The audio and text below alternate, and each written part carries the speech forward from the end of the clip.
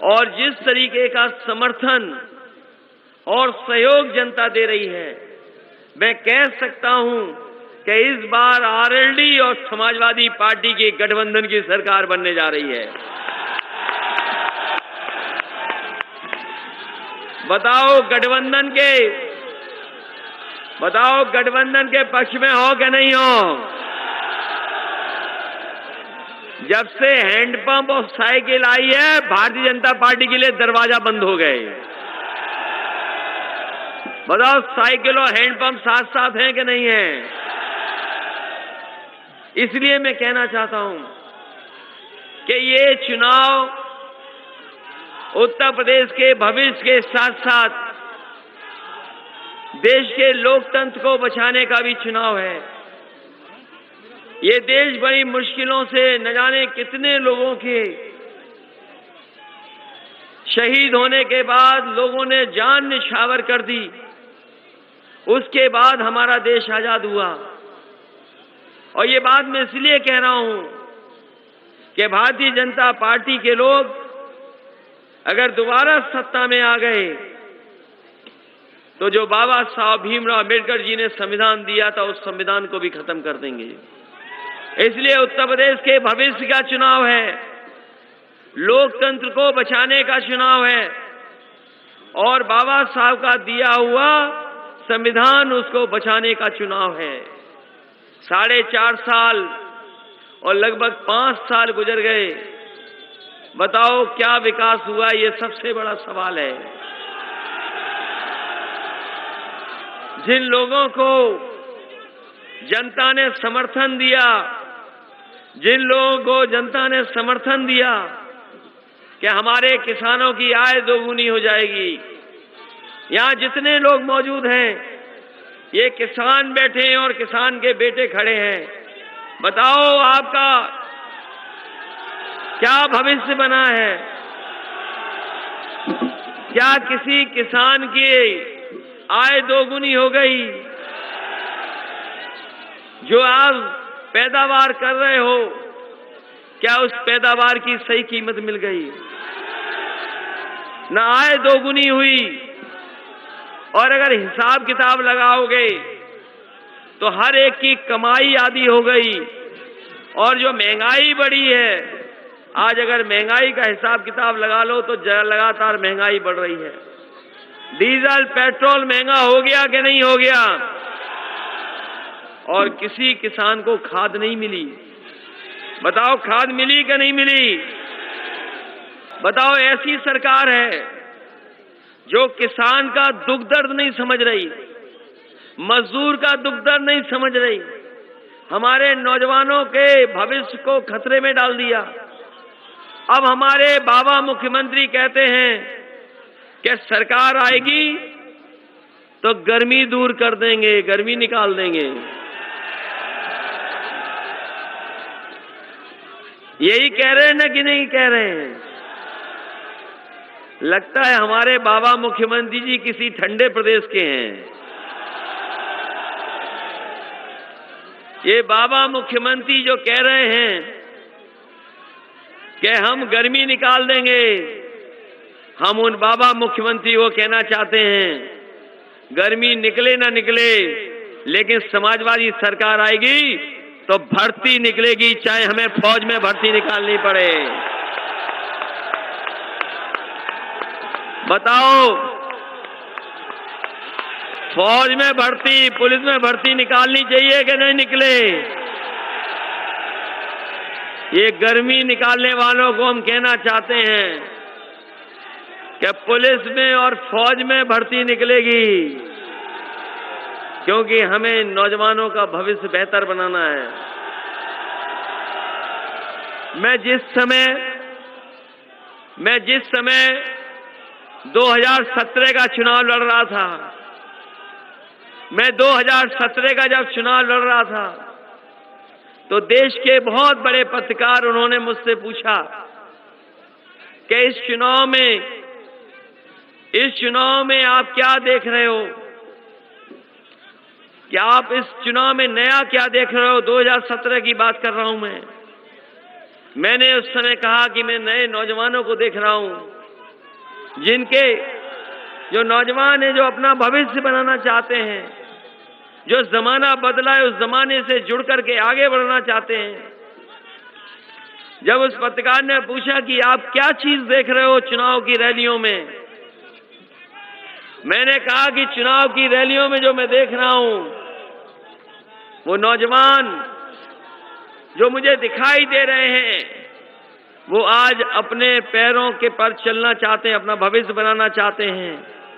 और मैं देखता हूं उनका पहनावा कितना बदल गया है कि जितने नौजवान हैं न जाने कहां से सीख के आए कि नीली जींस पहननी है।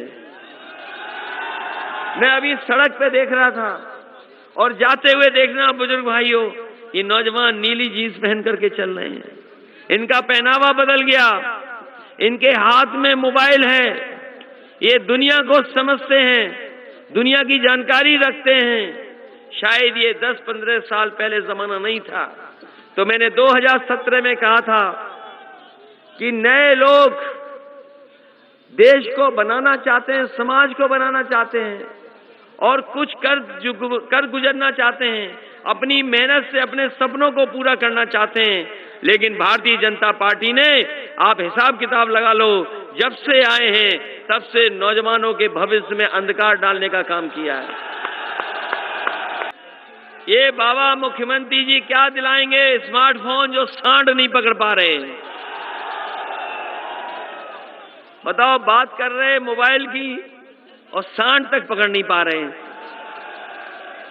आपके यहां भी हैं सांड के नहीं हैं? और खेतों में तार है कि नहीं है? इसलिए मैं आपसे निवेदन करने आया हूं, ये चुनाव समाजवादी आरएलडी साइकिल हैंडपंप का है।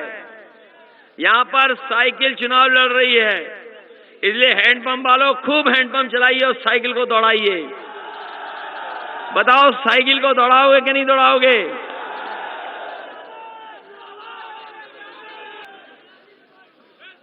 इसलिए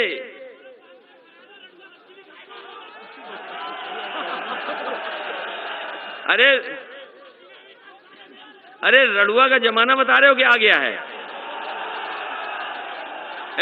क्या बता रहे हो तुम?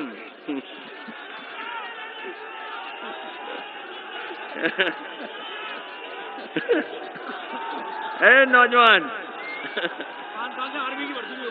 इसीलिए मैं कह रहा हूं, सुनो, एक मिनट, तुम्हारे बात की तुम्हारी बात है। ये जो नौजवान का दुख है, ये सच में ईमानदारी से दुखी है ये, और ये भर्ती नहीं निकली है। इसीलिए मैंने कहा, नौजवान, ये कोरोना में कई लोग ओवर एज हो गए हैं, कई लोग ओवर एज हो गए हैं, क्योंकि ये ऐसी बीमारी आई, किसी को पता नहीं था कि बीमारी कितने दिन चलेगी। जो मरीज थे वो भी परेशान थे, दवाई क्या लें, डॉक्टर भी परेशान थे कि दवाई क्या दें, और कभी कोई दवाई कभी कोई दवाई, बीमारी आई। अब पाबंदियों में हम लोग चुनाव प्रचार कर रहे हैं। इसलिए अगर हमें उम्र की भी छूट देनी पड़े तुम्हारे रडुआपन खत्म करने के लिए, तो उम्र की छूट भी देनी पड़ी। तो जो गर्मी निकाल रहे हैं, उन्होंने फौज में नौकरी नहीं निकाली, पुलिस में नौकरी नहीं निकाली, इसलिए फौज में हम विशेष निवेदन करेंगे, क्योंकि हम विशेष निवेदन करेंगे फौज से, हम विशेष निवेदन करेंगे फौज से कि हमारे उत्तर प्रदेश के नौजवान फौज में जाना चाहते हैं और देश की सेवा करना चाहते हैं। और अगर समाजवादी सरकार बनती है तो हमें फौज के लिए जो भी सुविधा देनी पड़ेगी हम देंगे, और फौज से कहेंगे कि हमारे नौजवानों को ज्यादा से ज्यादा फौज में भर्ती करने का काम करेंगे। और साथ ही साथ कोरोना में जो उम्र की वजह से बहुत सारे लोग भर्ती नहीं दे सकते हैं, अगर कोरोना की वजह से हमें छूट देनी पड़ी तो समाजवादी सरकार में हम छूट देने का काम करेंगे, जिससे हमारे नौजवानों का भविष्य बन सके। इसलिए मैं आपसे निवेदन कर रहा हूं पहले ही चरण में भारतीय जनता पार्टी की हवा खराब हो गई है। बताओ हवा खराब है कि नहीं है? अभी कल गया था मैं अलीगढ़ वालों से निवेदन करके आया हूं और हमने निवेदन ये किया है कि समाजवादी पार्टी और आरएलडी मिलकर के भारतीय जनता पार्टी के लिए दरवाजा बंद करके ताला लगाना चाहती है, तो कम से कम ऐसा ताला बना दो जिसकी चाबी ना हो, एक बार ताला लगा देते। बताओ इन्हें हराओगे कि नहीं हराओगे? इसलिए आपसे विशेष निवेदन करते हुए साइकिल की मदद करना हम आरएलडी के लोगों से भी कहेंगे और समाजवादियों से कहेंगे। ये बहुत पुराना गठबंधन फिर हुआ है। गठबंधन ये किसानों का गठबंधन है, नौजवानों का गठबंधन है, आप लोगों का गठबंधन है। बताओ मदद करोगे कि नहीं करोगे? इसलिए एक एक वोट साइकिल के चुनाव पे डाल देना, यही निवेदन में करने आया हूं। और जो जो विकास की बातें कही हैं वो पूरा करने का काम हम लोग समाजवादी सरकार में करेंगे। इन्हीं शब्दों के साथ आप सबका बहुत बहुत धन्यवाद। ओम प्रकाश जुटेल जी जो आए बीजेपी छोड़ करके, मैं उनका स्वागत करता हूं। विष्णु प्रधान जी हैं, मैं उनका भी स्वागत करता हूं। बड़ी संख्या में बाहर ओम प्रकाश बीजेपी छोड़ करके आए समाजवादी पार्टी में, उनका स्वागत करता हूं।